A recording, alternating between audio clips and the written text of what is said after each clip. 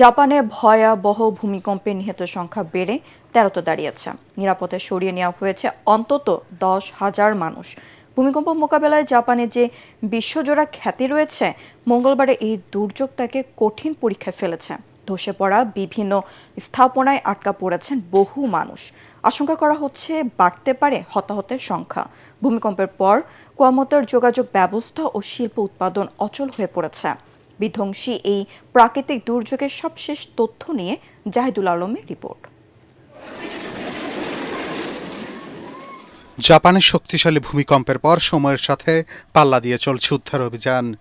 ধ্বংসস্তূপের নিচে আটকা থাকা মানুষকে জীবিত উদ্ধারে দিনরাত কাজ করছেন উদ্ধারকর্মীরা। সবচেয়ে বেশি ক্ষয়ক্ষতি হয়েছে কুমামতো শহরের এইয়ন শপিং মলে। ভবনের একটি অংশ ধসে পড়ায় সেখানে আটকা পড়েন অনেক মানুষ। দমকল ও পুলিশ বাহিনীর সদস্যরা টানা উদ্ধার অভিযান চালান। কয়েকজনকে জীবিত উদ্ধার করা হলেও নিখোঁজ রয়েছেন অনেকে। অন্যদিকে কুমামতোর দক্ষিণে ইয়াসুশিরো শহরের একটি কাগজ কারখানায় চিমনি ধসে নিখোঁজ হয়েছেন কয়েকজন শ্রমিক। ভূমিকম্পের প্রভাব পড়েছে শিল্প খাতেও।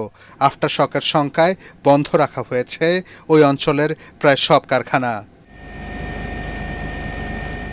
স্থানীয় কর্তৃপক্ষ বলছে, ভূমিকম্পে প্রায় ১০,০০০ মানুষকে নিরাপদ আশ্রয়ে সরিয়ে নেওয়া হয়েছে। বিদ্যুৎহীন হয়ে পড়েছে প্রায় ৩৭,০০০ পরিবার। ক্ষতিগ্রস্ত হয়েছে অন্তত ৪৫টি হাসপাতাল। কিউশু দ্বীপে সাময়িকভাবে বন্ধ রয়েছে বুলেট ট্রেন সহ রেল চলাচল। বন্ধ রয়েছে কুয়ামোতো বিমানবন্দর। এদিকে জাপানের আবহাওয়া সংস্থা একাধিক ভূমিকম্পনের সতর্কতা অব্যাহত রেখেছে। প্রধানমন্ত্রী সানায়ে তাকাইচি বলেছেন, এখনো অনেক মানুষ উদ্ধারের অপেক্ষায়। জাহিদুল আলম, এটিএন বাংলা।